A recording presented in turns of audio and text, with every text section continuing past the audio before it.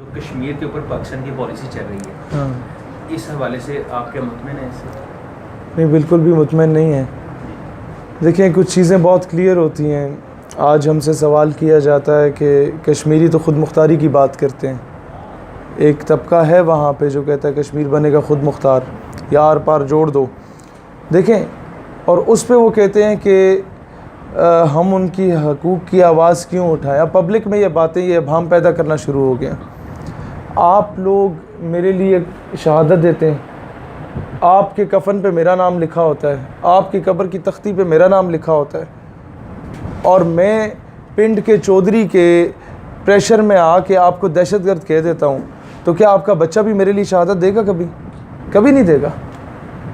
تو اس کا قصوروار کشمیری نہیں، اس کا قصوروار ہم ہیں۔ اس نے بہت ویک وکیل کر لیا۔ مسئلہ یہ ہے کہ بیفور مشرف کی پالیسی جو تھی اسی پہ عمل کرنے کی ضرورت ہے۔ آفٹر مشرف پالیسی پہ ہمیشہ دیکھیں، قومیں برابری کی سطح پہ جیتی ہیں، قومیں غیرت کی سطح پہ جیتی ہیں، قومیں یہ غلامی کی سطح پہ کبھی نہیں جیا کرتی۔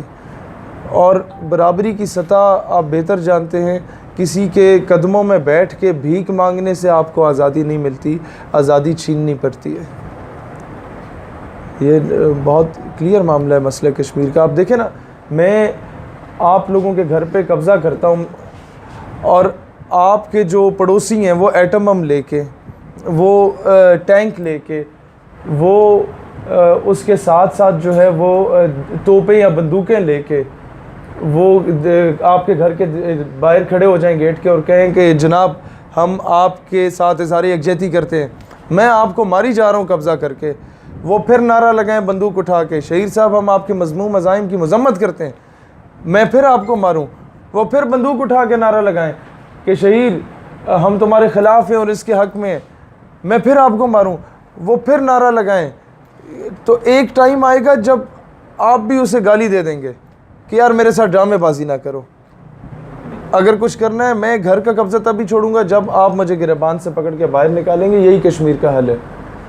آج بھی جو آپ کے پاس آزاد کشمیر کچھ حد تک ہے، وہ 1948 میں جب انڈیا نے کشمیر کو آکوپائی کرنے کی کوشش کی، اپنی فورسز بھیجیں، تو ہمارا وہ جو جنرل گریسی جس کو قائد اعظم نے آرڈرز دیے تھے، اس نے انکار کر دیا تھا۔ آپ کے فاٹا کے پٹھان گئے جنہوں نے آپ کو کشمیر آزاد کرا کے دیا۔ آج وہ اس چودھری کے کہنے پہ، پنڈ کے چودھری کے کہنے پہ، آپ ان پٹھانوں کو بھی دہشت گرد کہنا شروع ہو گئے۔ آپ سمجھ رہے ہیں کہ پنڈ کا چودھری اس وقت کون بنا پھر ہے؟ چودھری کوئی خود نہیں بنتا، عوام بناتی ہے۔ اس کے بوٹ پالش کر کے اسے چودھری بنایا جاتا ہے، اس کی گاڑی پہ کپڑا مار کے اسے چودھری بنایا جاتا ہے۔ وہ آپ کی بیٹی اٹھا کے لے جائے عافیہ صدیقی کی صورت میں، آپ آگے سے نہیں بولتے تو وہ چودھری بن جاتا ہے۔ وہ آپ کے بچوں کو شہید کر دیتا ہے، اور آپ اسے ریمنڈ ڈیوس کی صورت میں باعزت طور پہ بری کر دیتے ہیں تو وہ چودھری بن جاتا ہے۔ آپ کے بچے کو اسلام آباد کی سڑکوں پہ گاڑی کے نیچے وہ کچل کے چلا جاتا ہے، اور آپ رات کی تاریکی میں نور خان ایئر بیس سے اسے باعزت طور پہ سلوٹ مار کے بری کر دیتے ہیں اور بھیج دیتے ہیں، تو تب وہ چودھری بنتا ہے۔ دشمن بہادر نہیں ہیں، آپ اور میں بزدل ہو چکے ہیں۔ آپ سمجھ رہے ہیں؟ عالمی سطح پہ ہماری حکومت کا جو معذرت خانہ رویہ ہے، آپ میرے بہن بھائیوں کا قتل کریں، میرے بچوں کا قتل کریں اور معافی بھی میں مانگوں، جناب یہ کیا ہے؟ آپ مجھے یہ بتائیں۔ مجھے حیرت ہوتی ہے عمران خان صاحب خود بے وقوف ہیں یا ہمیں بے وقوف بنا رہے ہیں کہ آپ ثالثی کا کردار امریکہ سے ادا کروا رہے ہیں، جس نے 12,000 بم عراق میں گرائے تھے۔ اور آپ کو شاید برا لگے، آپ کی ایفیلیشن ہو سکتی ہے خان صاحب سے، مجھے بھی بڑی امیدیں تھیں، میں اب بھی مانتا ہوں بڑا ہینڈسم ہے بھائی، لیکن ہینڈسم ہونے سے مراد یہ نہیں ہے کہ آپ قوم کو ٹرک کی بتی کے پیچھے لگا کے پھرتے رہیں۔ بہت کیٹیگوریکلی کل آپ کے منہ پہ اور ہمارے منہ پہ بحیثیت قوم ایک چماٹ لگ گئی تھی جب مودی صاحب اور ٹرمپ صاحب ہاتھ میں ہاتھ ڈال کے چل رہے تھے، اور آپ کے مذہب کے بارے میں اس نے کہا کہ یہ ریڈیکل اسلامک ٹیررزم کو ہم ختم کریں گے۔ اس سے کیا مراد ہے؟ آج تک جب نیوزی لینڈ میں حملہ ہوا، جب کہیں اور پہ حملہ ہوا، ہم نے کبھی کہا کہ کرسچن ٹیررسٹ یا ہندو ٹیررسٹ یا یہودی ٹیررسٹ؟ ہم نے دہشت گرد کو دہشت گرد کہا، مذہب سے نہیں جوڑا۔ اس نے کیا اس دنیا کے 1.5 یا 1.25 ارب مسلمانوں کی دل آزاری نہیں کی؟ آپ پھر جا کے اس کے چرنوں میں بیٹھے ہوئے ہیں۔ احتجاجاً آپ کو واپس آ جانا چاہیے تھا، لیکن کیا ہے کہ آپ نے ورلڈ بینک سے لون لے لیے۔ مجھے سمجھ نہیں آ رہی تھی کہ آرٹیکل نمبر 62 اور 63 اگر اپلائی کیا جاتا ہے تو اس سے مراد یہ ہے کہ آپ کا حاکم وقت یا کوئی سیاستدان اگر جھوٹ پر مبنی بات کرتا ہے تو وہ نااہل ہو جاتا ہے۔ کیوں نہیں آئین پہ عمل کیا جا رہا؟ کیا IMF پہ سے قرضہ لینے جانے سے پہلے خودکشی دور کی بات، کوئی چلو بھر پانی بھی نظر نہیں آیا تھا ڈوبنے کے لیے؟ Kashmir to be very frank, آپ کو اچھا لگے یا برا لگے، اسی دن آزاد ہوگا جس دن آپ حقیقی معنوں میں بچوں کو محمد بن قاسم پڑھانا شروع کریں گے جناب۔ یہ جسٹن بیبر اور یہ ہیری پوٹر اور مسٹر چپس پڑھانے یا سنوانے سے کشمیر سوری نہیں ملنا آپ کو۔ جب تک میڈیا پہ آپ بہتر جانتے ہیں وہ باغی ڈرامہ چلا جس پہ قندیل بلوچ کو آئیڈیلائز کیا جا رہا ہے، وہ قوم کی بیٹی کو آپ کیا بنا رہے ہیں؟ یہ قوم کی بیٹی جو ہے یہ طارق بن زیاد کو جنم دے گی؟ مطلب جب تک ہم اپنے بچوں کی تربیت اس طرح نہیں کر پائیں گے۔ آج سے 30 سال پہلے ختم نبوت کی امپورٹنس کے بارے میں بتایا جاتا تو آج کوئی بھی شخص ایوان میں بیٹھ کے حلف نامے میں ترمیم کی جسارت نہ کرتا۔ آج سے 30 سال پہلے جو آج لوگ برسر اقتدار ہیں ان کو بتایا جاتا کہ محمد بن قاسم 17 سال کی عمر میں ایک بہن کے خط پہ آیا اور سندھ کو فتح کیا، تو کبھی کشمیر، برما اور فلسطین کی بہن خط لکھنے کے بعد جو ہے وہ مایوسی کا شکار نہ ہوتی۔ سر بہت افسوس کن صورتحال ہے۔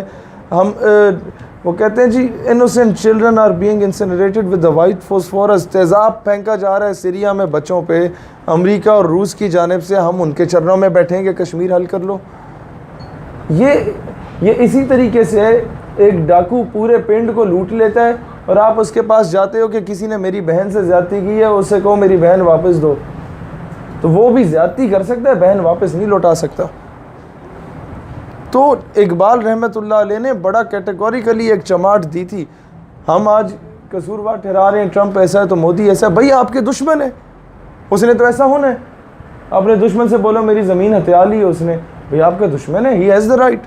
آپ بولو جی بلوچستان کے حالات خراب ہیں، انڈیا ملوث ہے، بھائی جان انڈیا کو ملوث ہے، اچھی بات ہے انڈیا ملوث ہے، انڈیا کا حق بنتا ہے۔ بنگلہ دیش ٹوٹا جی انڈیا نے، او بھائی اس کا حق بنتا ہے، آپ کا دشمن ہے، وہ وہاں پر آپ کے لیے کوئی توپے لگا کے پاکستان کے حق میں تو کرے گا نہیں۔ مجھے بتائیں کاؤنٹر نیریٹو میں آپ نے خالصتان کے لیے کیا کیا؟ مجھے بتائیں کاؤنٹر نیریٹو میں آپ نے یہ تامل ٹائیگرز کے لیے کیا کیا؟ کشمیر تو چھوڑیں نا، وہ تو آپ نے کچھ نہیں کیا جناب، وہ آپ کے لیے شہادتیں دے رہے ہیں۔ وہ کشمیری صحیح کہتے ہیں کہ پاکستانی پاکستان سے بے وفائی کر سکتا ہے، کشمیری نہیں کر سکتا پاکستان سے بے وفائی۔ آپ مجھے بتائیں کہ اگر آپ کہتے ہیں وہاں پشتونستان کا نعرہ لگا، انڈیا سپانسر کر رہا ہے، چلو مان لیا 4 بندے کا نعرہ لگاتے ہیں، انڈیا سپانسر کر رہا ہے، آپ نے جونا گڑھ کے لیے کیا کیا؟ آپ نے حیدرآباد دکن کی آزادی کے لیے کیا کیا؟ آپ نے آسام کے مسلمان جو آج بھی پاکستانی پرچم لہرا رہے ہیں ان کے لیے کیا کیا؟ آپ نے بہاری جو آج بھی اپنے کنبوں پہ اپنے ان ٹینٹس پہ پاکستانی پرچم لہرا رہے ہیں ان کے لیے کیا کیا؟ کاؤنٹر نیریٹو کچھ بھی نہیں۔ مجھے بتائیں آپ احتجاج کرتے ہیں نا اچھے لگیں گے، میں کرتا ہوں اچھا لگتا ہوں، یہ زہیب بھائی احتجاج کرتے ہیں، ہمارے نوجوان یہ ٹیچرز احتجاج کرتے ہیں، اچھے لگتے ہیں۔ ہمارے پاس یہی اختیار ہے کہ ہم میڈیا کو بلا کے اپنے احتجاج ریکارڈ کر لیں، لیکن حاکم وقت بھی اگر سارا اسلحہ بارود لے کے احتجاج کرے، میں کہتا ہوں خان صاحب آپ جمعے کے دن آدھا گھنٹہ قوم کو کھڑا کیا، اگلے جمعے آدھا گھنٹہ قوم کو اٹھک بیٹھک بھی کروا لیں تو کشمیر آزاد نہیں ہوگا، اگلے جمعے آپ انہیں لٹا دیں، لیکن جب نہیں آزاد ہوا نا تو ایک جمعہ ایسا بھی ہونا چاہیے جس دن پوری قوم کو آدھا گھنٹہ مرغا بنایا جائے اور کشمیر کی طرف رخ کیا جائے کہ جناب معذرت یہ قوم جو ہے اب وہ ٹیپو سلطان پیدا کرنا چھوڑ دی ہے، اس نے بزدل بنا کے رکھ دیا پوری قوم کو۔ کس معاشی فقدان کی آپ بات کر رہے ہیں؟ 65 میں ہم لوگ کوئی ایشین ٹائیگر بنے ہوئے تھے؟ 65 میں جب 5-7 دن میں آپ نے دشمن کو مار بھگایا تھا تو کیا آپ وہ پوری دنیا کے سپر پاور تھے؟ نہیں، غیرت تھی۔ 1948 میں آپ کی فوج بھی نہیں تھی، فوج نے انکار کر دیا تھا، جنرل گریسی نے، عوام جا کے کشمیر آزاد کر کے آئی، کیا تھا؟ غیرت تھی۔ آپ پیچھے چلے جائیں، عمر مختار نے لیبیا آزاد کرایا، غیرت کے بل بوتے پہ کرایا۔ افغانستان